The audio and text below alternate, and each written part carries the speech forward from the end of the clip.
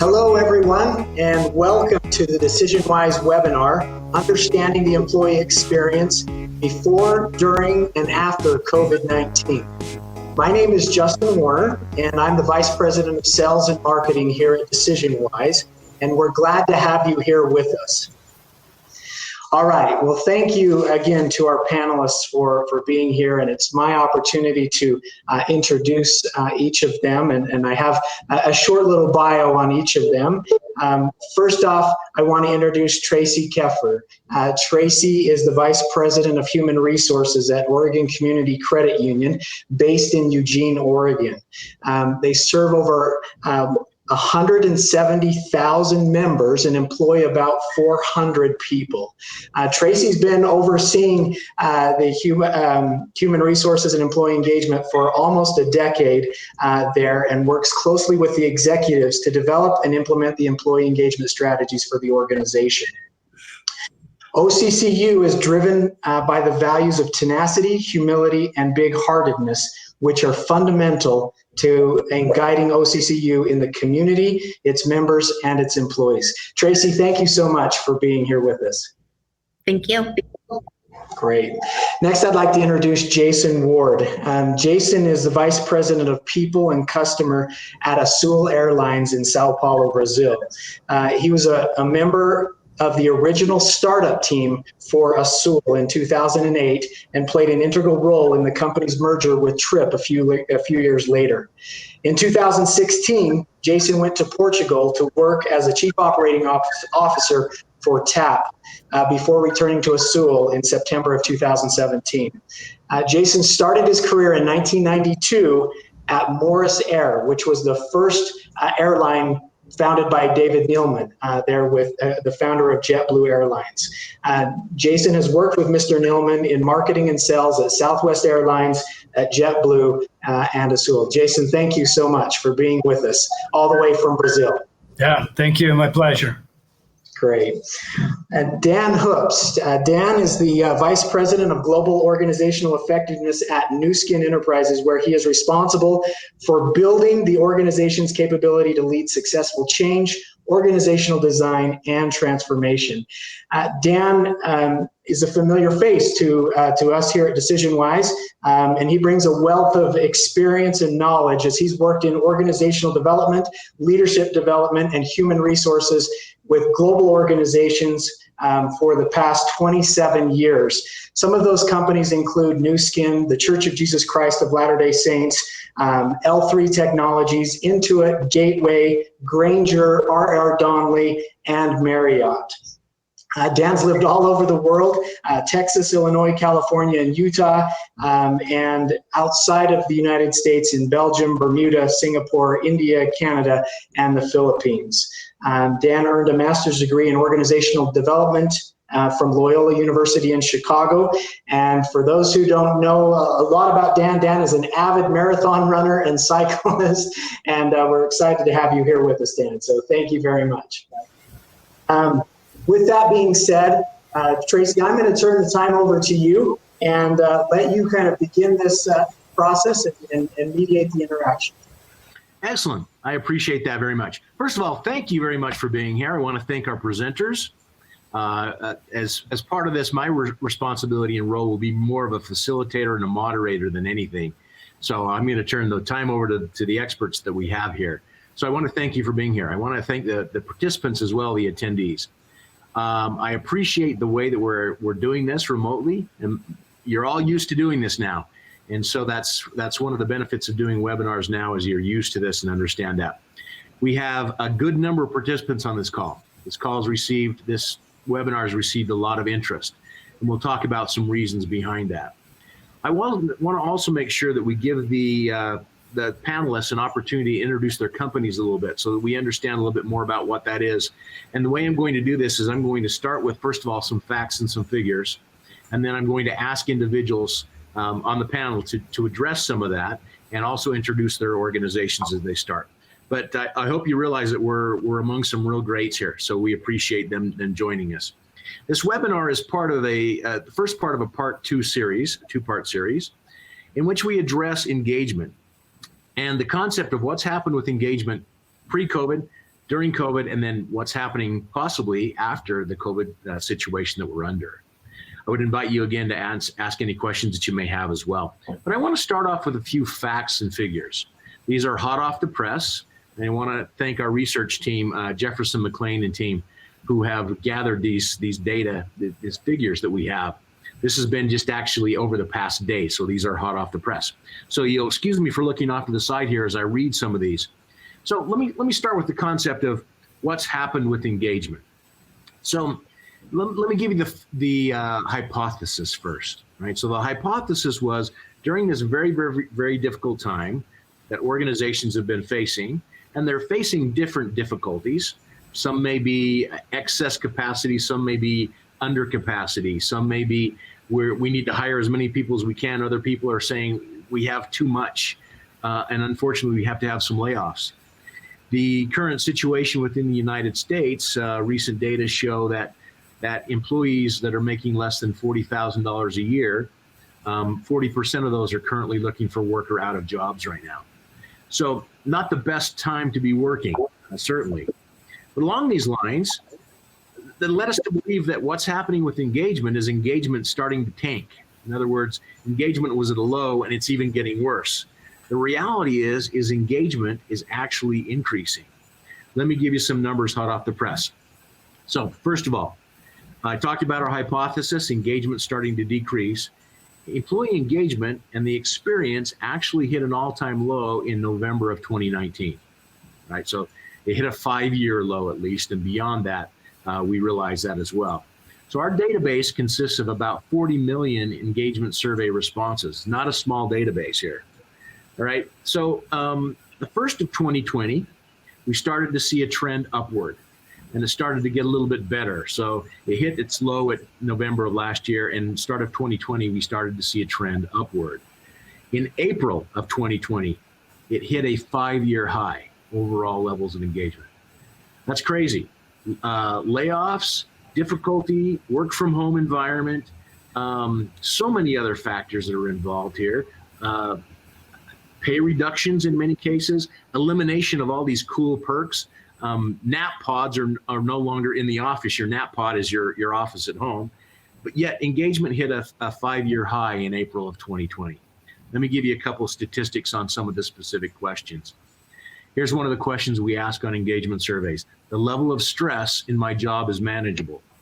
Our 5-year norm for that is about 65% favorable. So on a 5-point scale, 65% of employees answer favorably to that question, only 65%. November of last year, that hit 55% favorable. So about half of employees say, I can't handle the stress. April of 2020, in a time that should have been very stressful for employees, 77% favorable. Significant increase. Another question.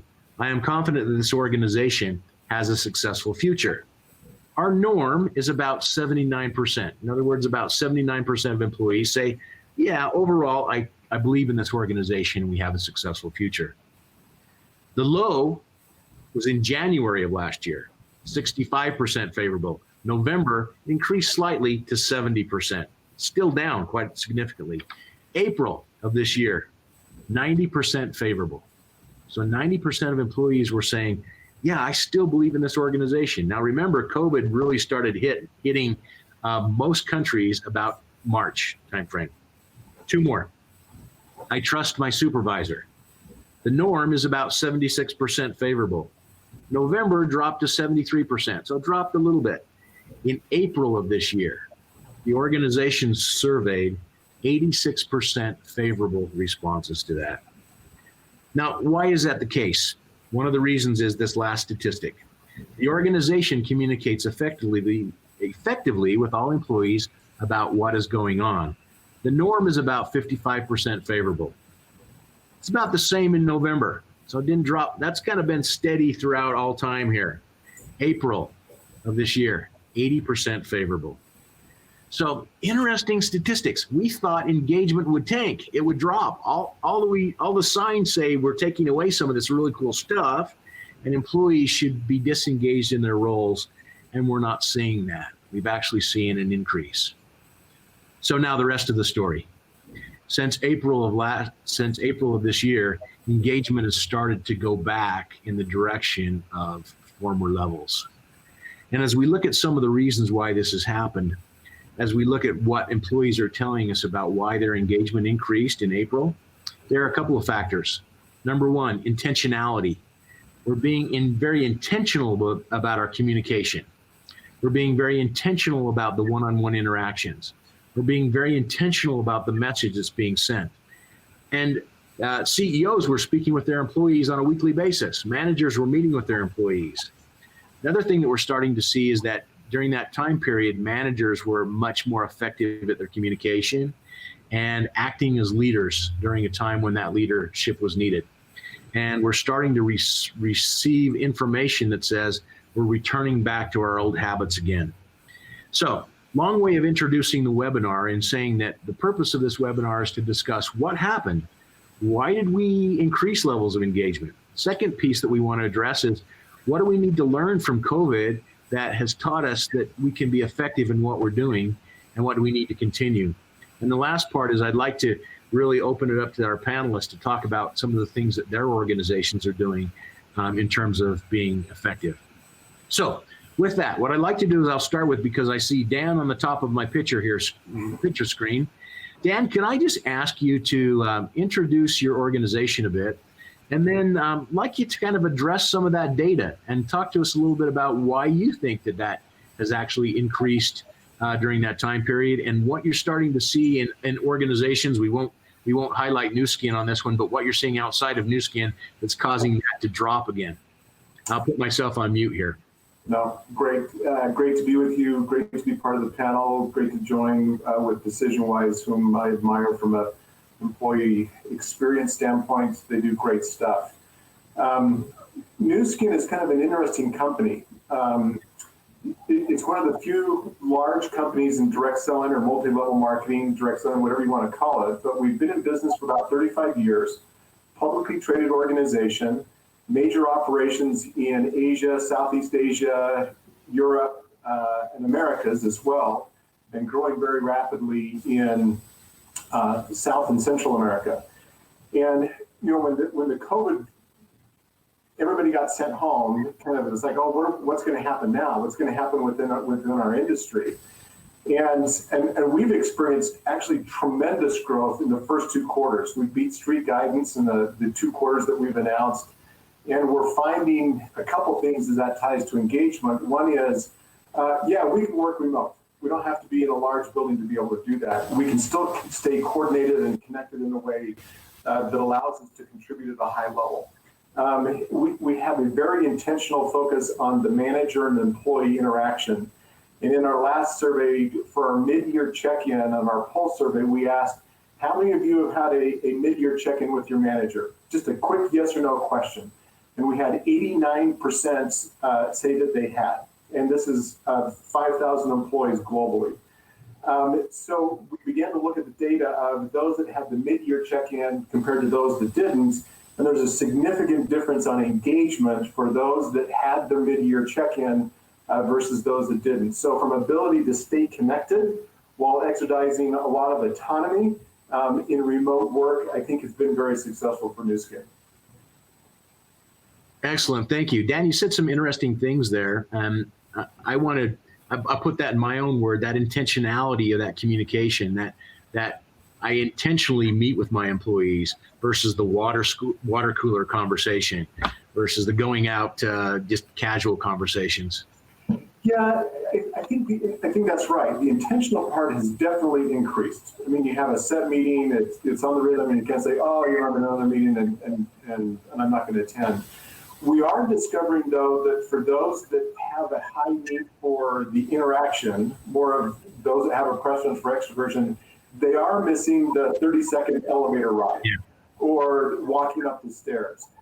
So yes, there is a connection between the managers and the employees, but that peer level reaction and interaction seems to be being tested a little bit more inside of our organization. Now, part of what makes our organization unique is we're so distributed, and our direct sellers and distributors are so distributed that we as an organization, by nature, over the last 35 years, have begun become more accustomed to working remotely as well. So this is just expanding on some of the strengths, but we're noticing some of those cracks as well.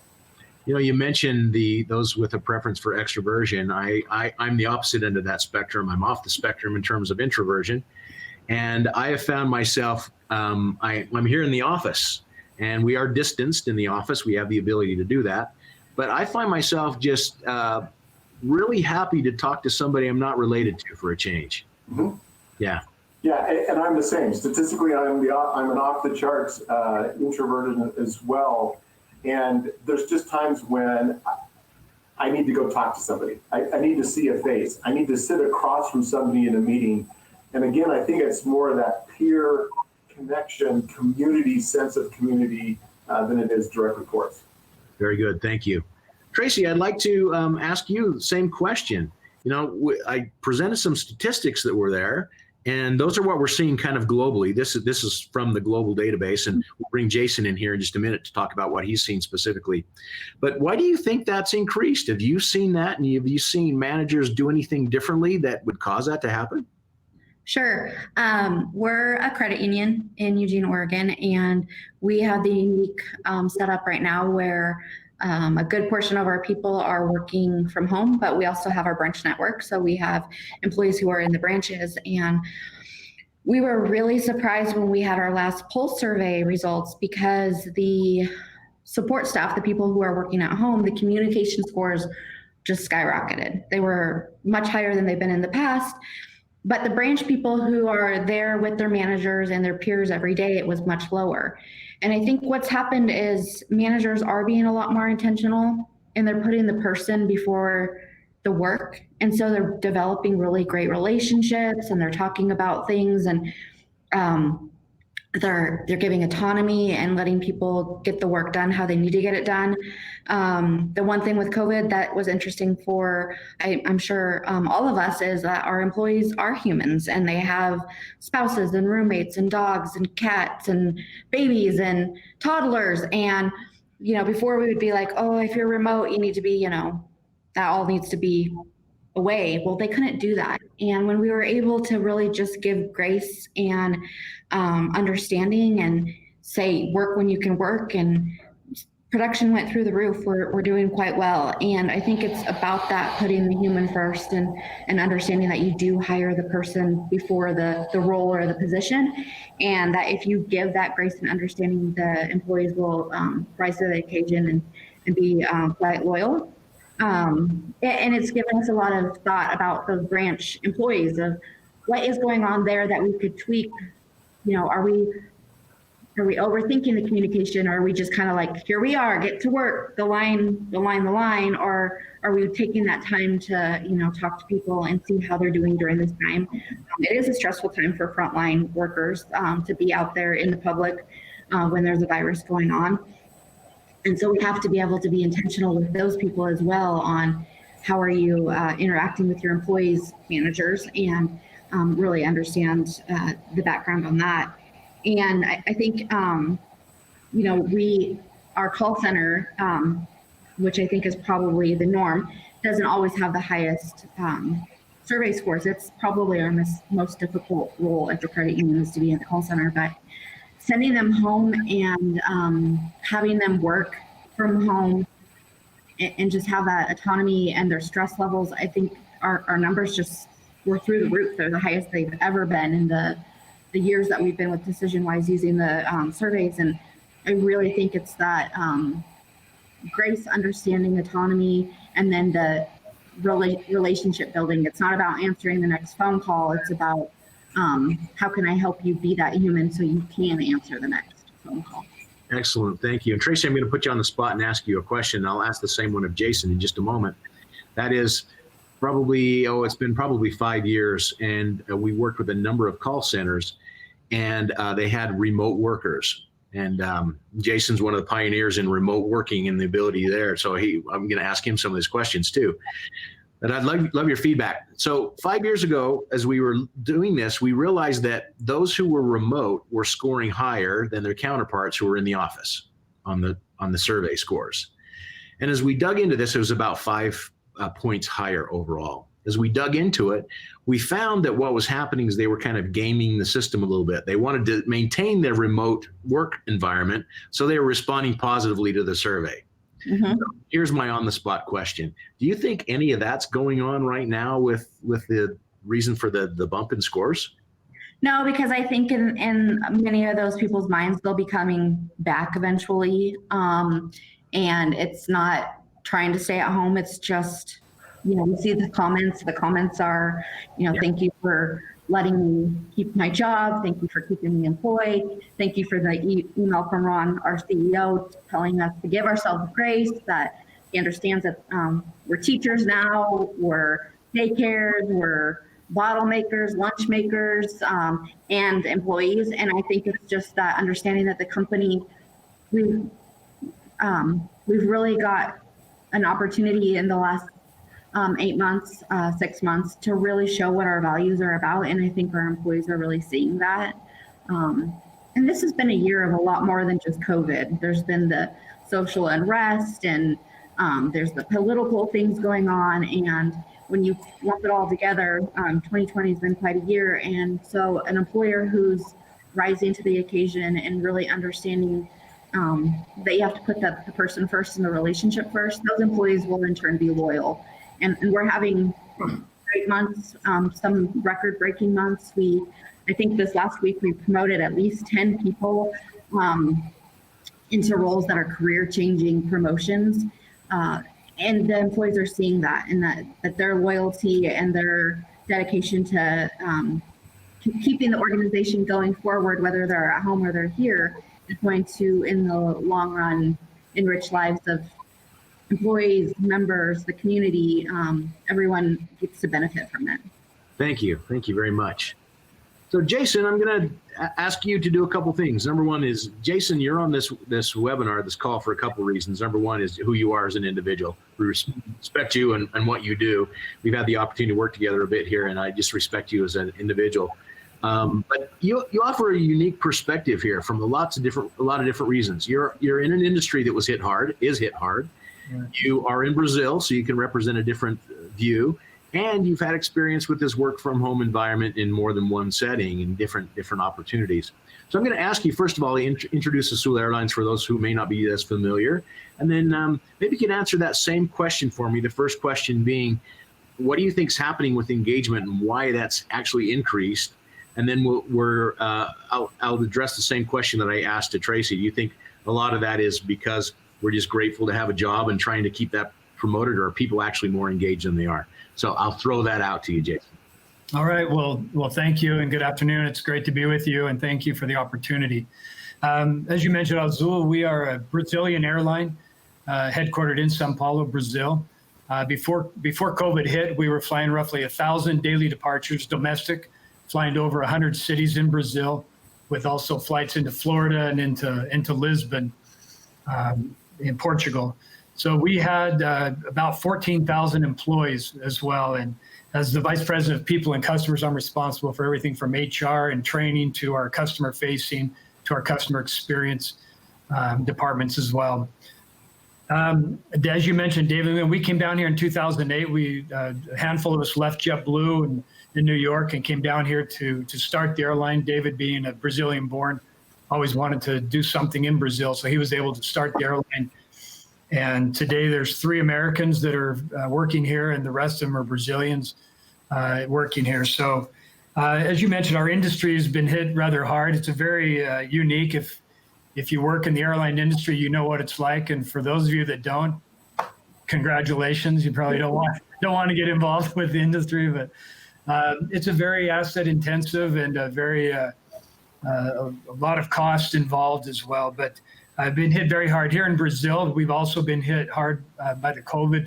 I think the United States and Brazil we have a lot in common, that we're always being highlighted as 2 of the worst countries with the COVID.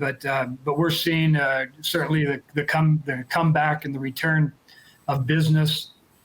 Today we're at almost 400 daily departures. So we got down below 100 daily departures, and so we have bounced back. And though we've had a huge hit on the revenue side, we've seen that as we released our figures. We are a publicly held company. both on the local Bovespa, but also at the New York Stock Exchange. So just using numbers that information that's already been published. So, but we have seen this bounce back, and we're fighting back. Still don't know how much longer, but I think a couple of things that have already been said.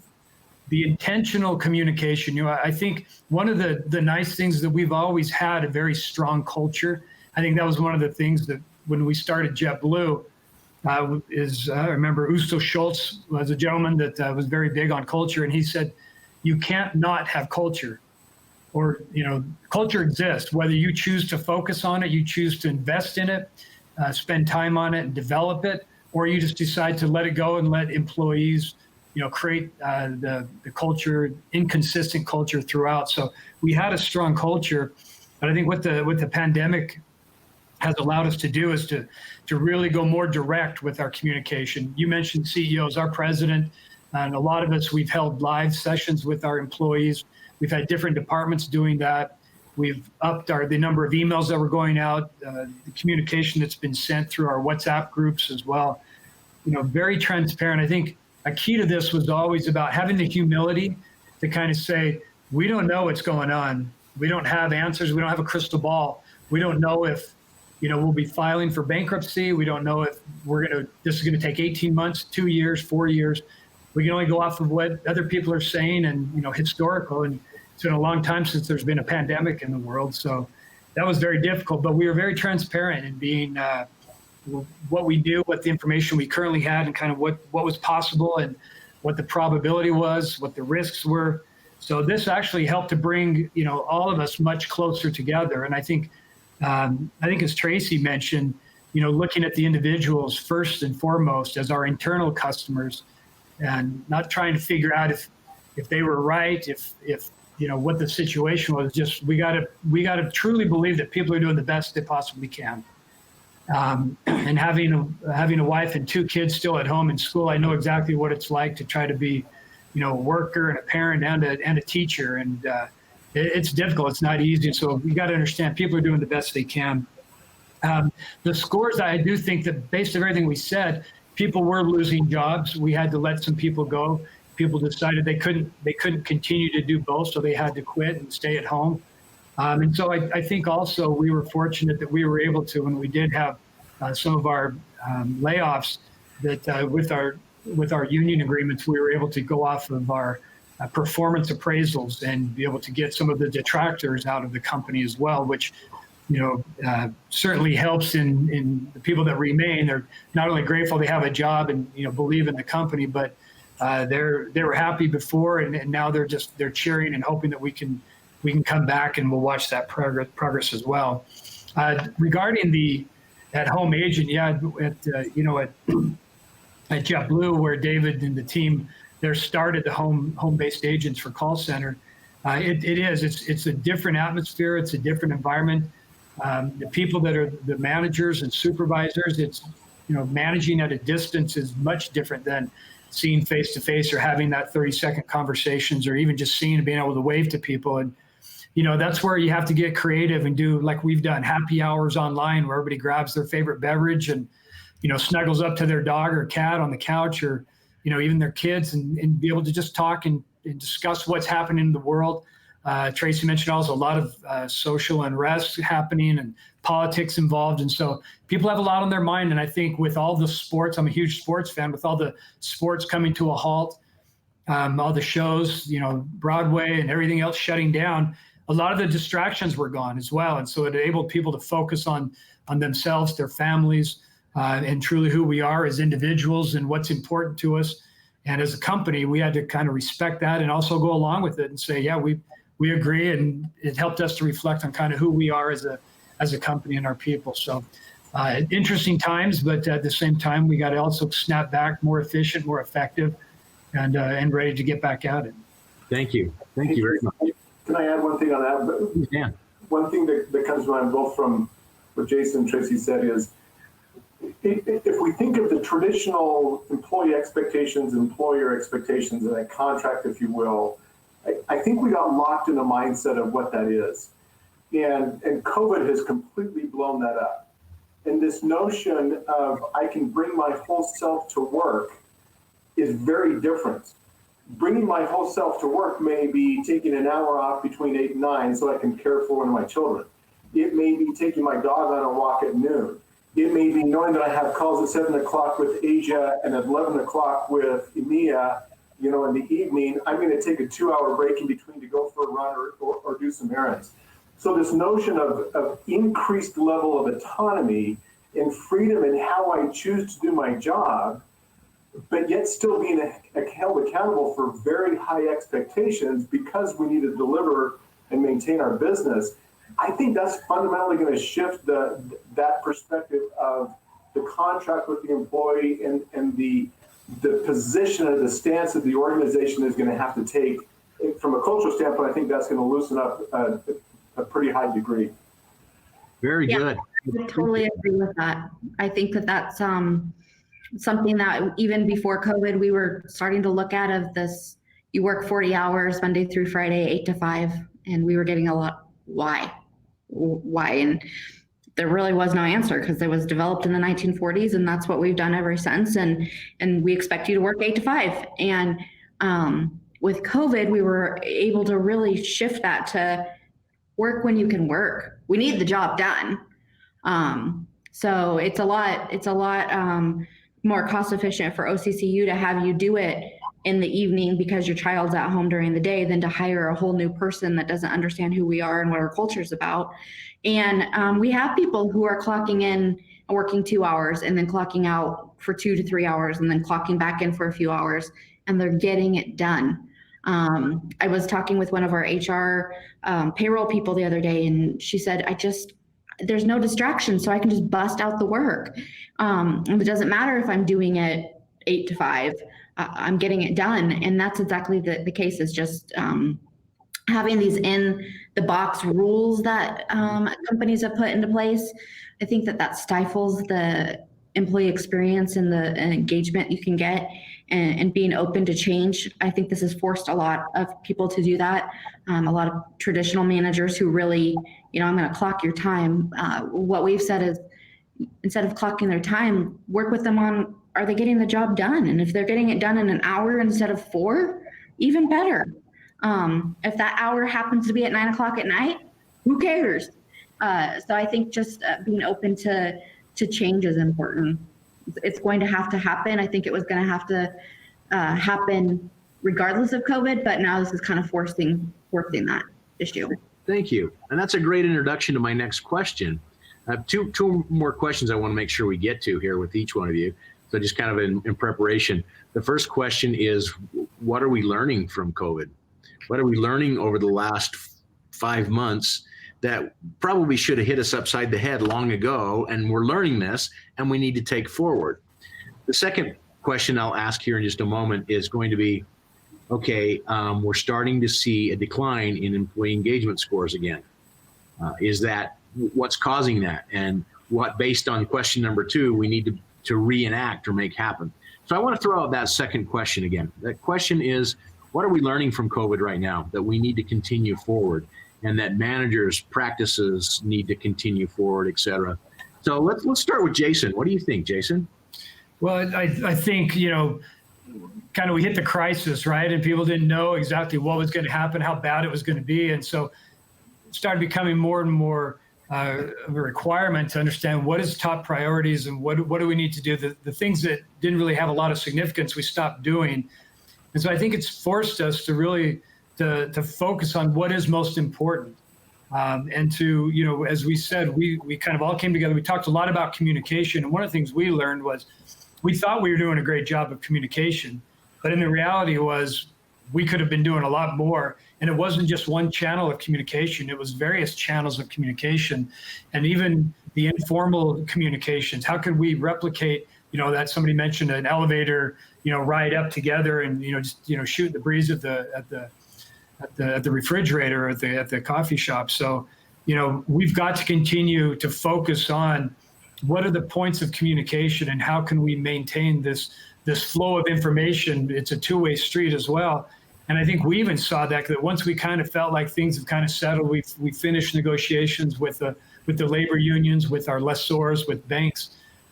is that, we kind of said, okay, now we can kind of focus on what's happening to get to retake the operation.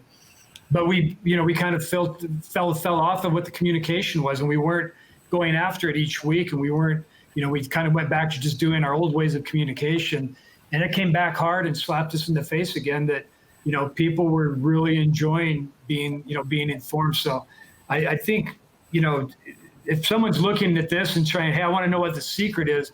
I remember when I worked with Herb Kelleher at Southwest Airlines, he's like, there is no secret. Everybody knows what they need to do. It's common sense.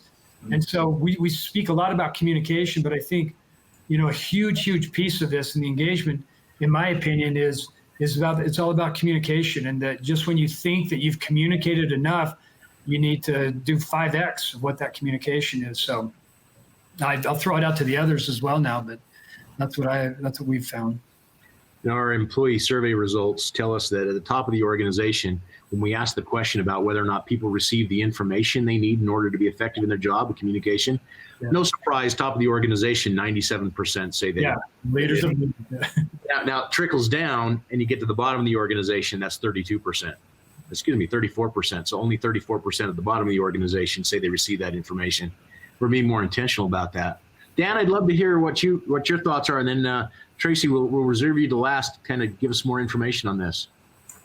From a behavioral standpoint, I think one of the things that we're learning is that disruption can be good if you have a culture in place that supports the continuity of that disruption.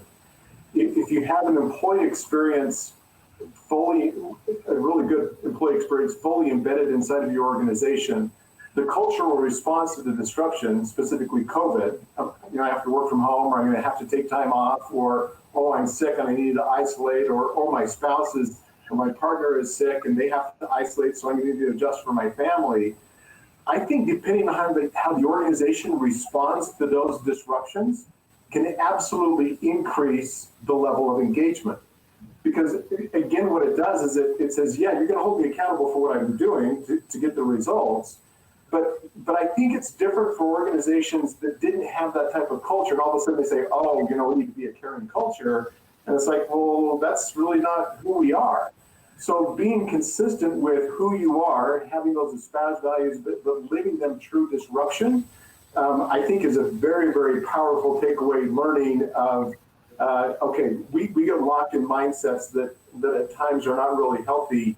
And this forced us to learn some very new things and rely on a very broad network of employees in the organization to be successful, instead of just those at the top that think that they always have it right. And so that employee engagement is happening at more levels as they try to solve problems versus just a select few at the top of the organization. Makes sense. We often speak of organizations as if it's the top, the people in the 52nd floor, this massive organization, when in reality, my engagement, we know very clearly, depends more on my relationship with my manager and that communication than it does on others. So Tracy, I'd like to kind of make that part of the question here. What are you seeing that maybe organizations and specifically individual managers and leaders doing that's causing this difference that we need to continue going forward? Definitely communication is playing a big role in that. OCCU, like many companies, often sees our communication scores not where we would like them to be.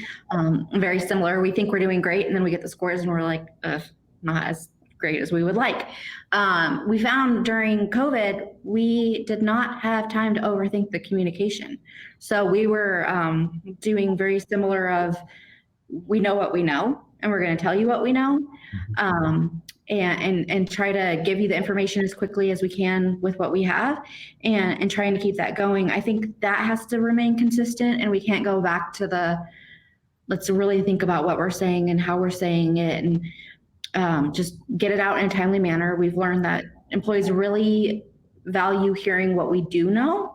I'll never forget that we quickly came up with our COVID policy of what we were going to do if schools shut down, and we happened to get it out the day before the schools closed. And because we told our employees what the plan was in advance, we did we had emails coming into HR saying, thank you so much for telling me in advance, because my anxiety was so much lower because I knew how you were going to handle it as my employer.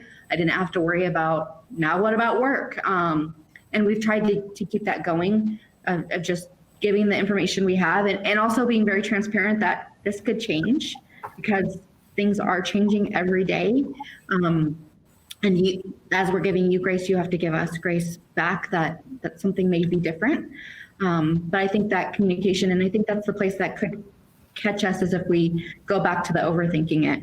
I think another thing that might be something to look at for the reason scores could start decreasing is you have to be consistent.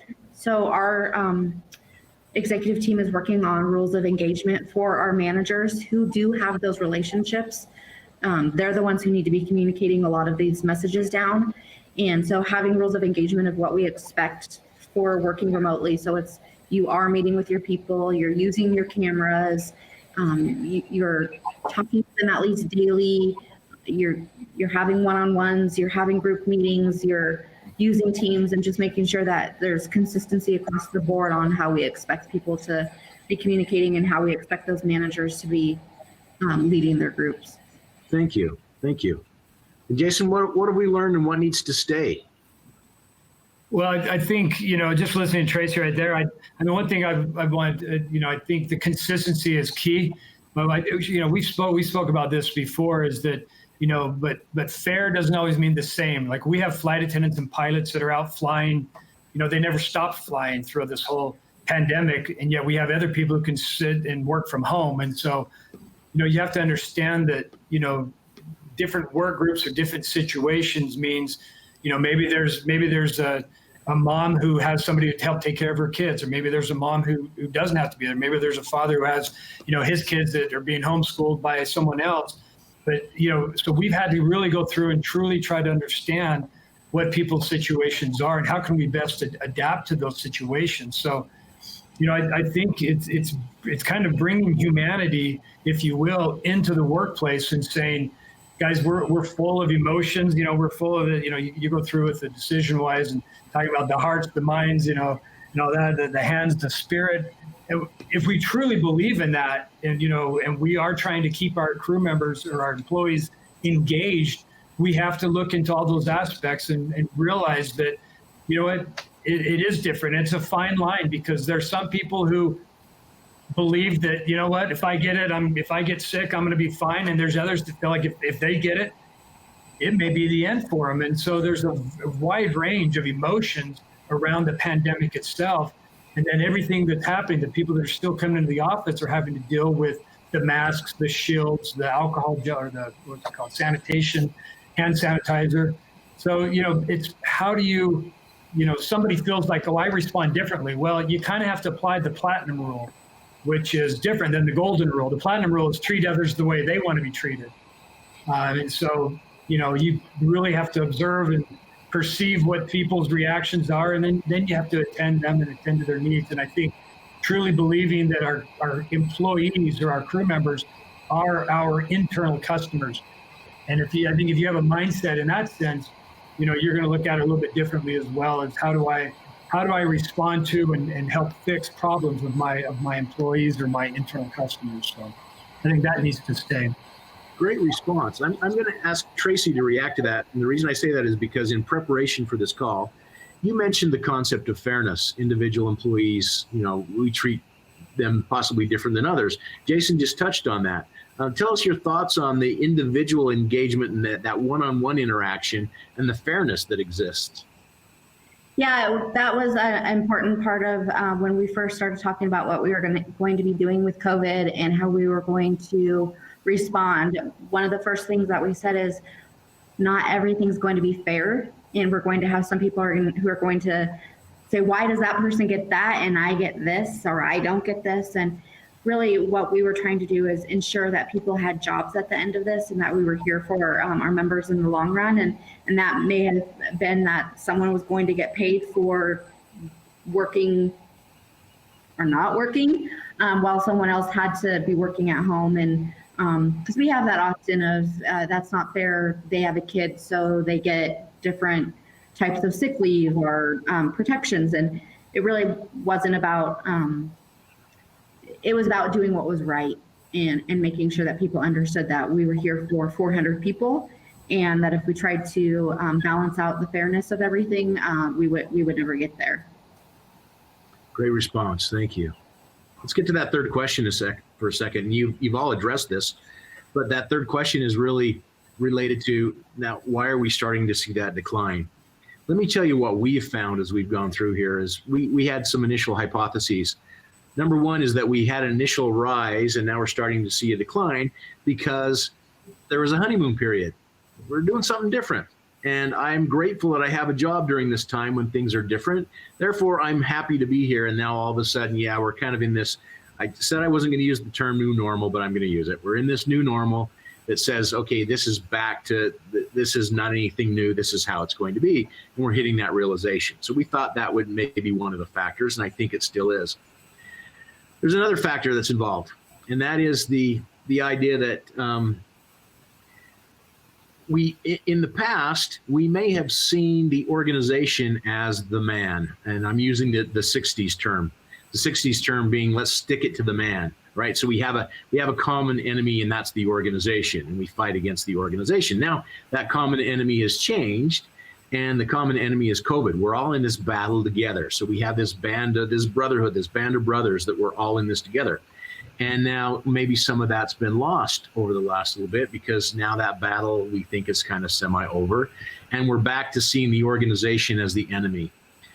As we looked at some of these surveys that we've done, we're not getting that sentiment. We're getting that there are other factors that are involved. So Dan, I'm going to ask you the question, throw this out to you, is what do you think's happened over the last couple months where those scores have started to decline again? What are those behaviors that have reverted back to where it is? And I'm not talking about Nu Skin. You can talk about everybody else's organization. Yeah, I think one of the leadership capabilities that we're learning and developing during COVID is this notion, when we've been talking about communication, is transparency. But the other one that's coupled with that is the sense of empathy.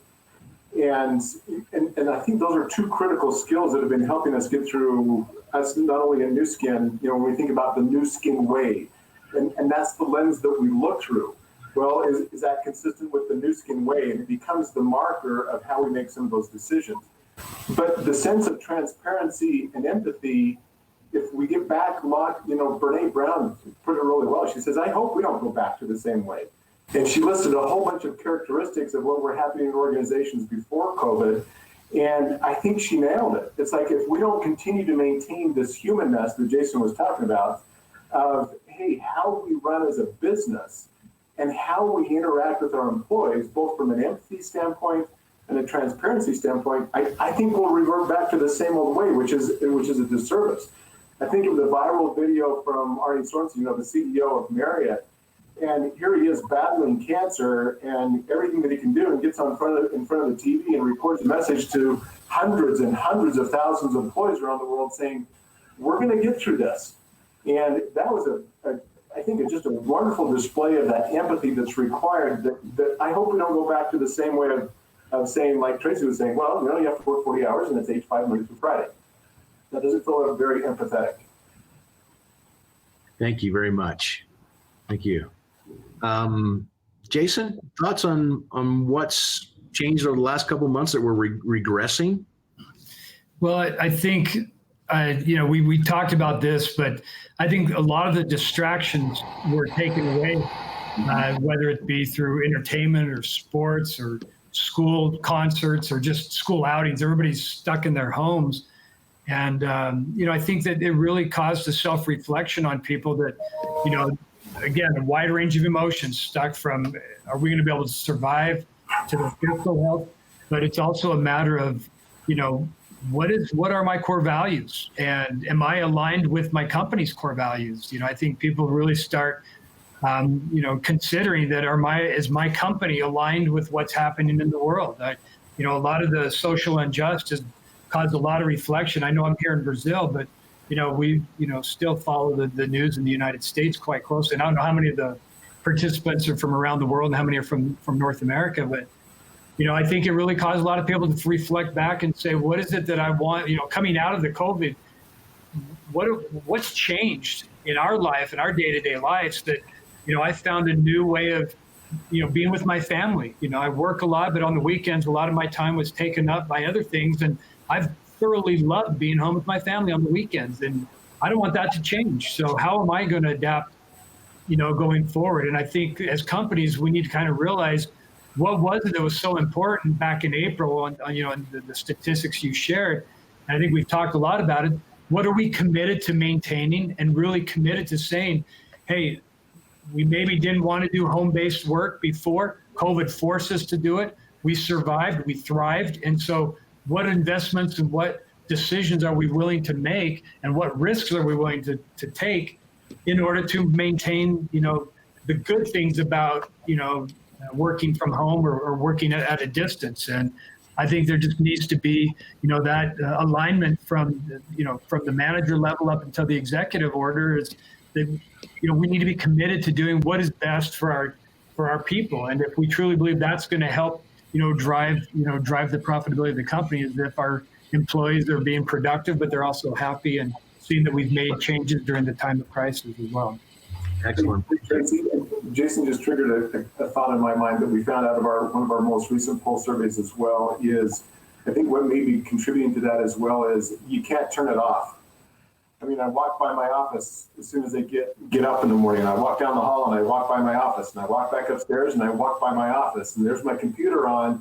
So unless I'm getting really disciplined at managing exactly what Jason said, this sense of never turning it off is becoming very challenging, I think, as well. So if we don't manage that personally, and if the organization doesn't help us manage that from an expectation standpoint, this notion of, well, always on, maybe taken over as well.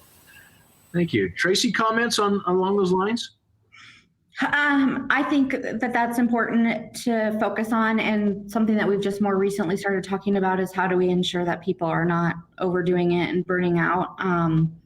But I think just having that expectation from management that they are working with their people, making sure that the people are taking good care of themselves before anything else, and taking the time they need has been big. And it's the things of, I have my preschooler throwing a fit in the other room and saying, log off and go take care of it. We'll talk to you later, and just understanding that there are other things that are happening. And as you can allow for that person to step away and say, it's okay to step away. And also for us to step away and be able to say, we're taking time off and we're relaxing, which is a little bit hard to do since you can't go anywhere. But taking the time to take care of ourselves and show our employees that it's okay for them to do that too. Very good. Thank you. Well, I want to thank you for being here and allow you 30 seconds here, no longer, to give your final parting words to those who are on the call. We have excellent attendance on this call. So I'm going to start with Dan, if you don't mind. What parting words here, Dan? Any words of advice for the several hundred folks who are listening or part of this? I'm actually going to steal from Jason.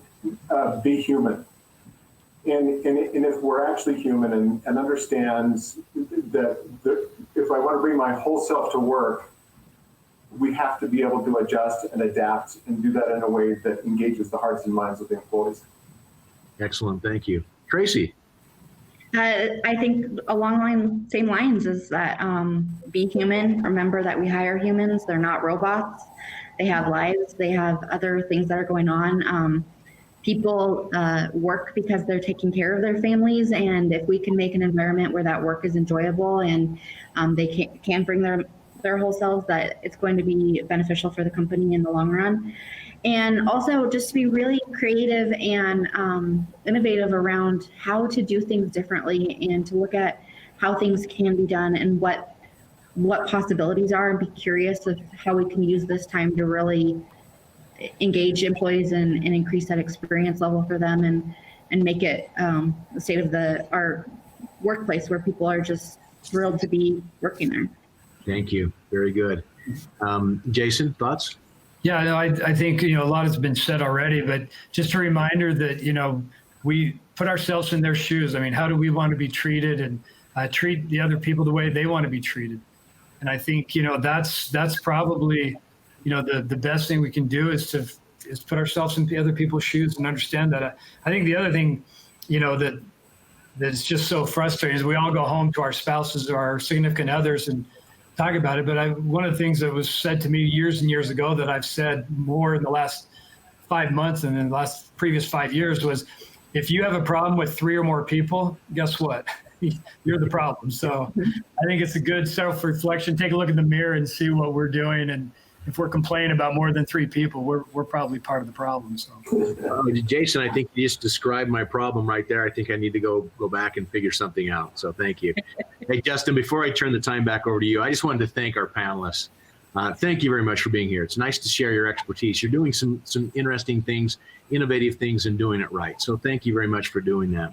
I also wanted to thank each one of the participants that have joined us. Thank you for joining us. Thank you for being a part of this. We love to hear your ideas, and I hope you'll continue to share those with us.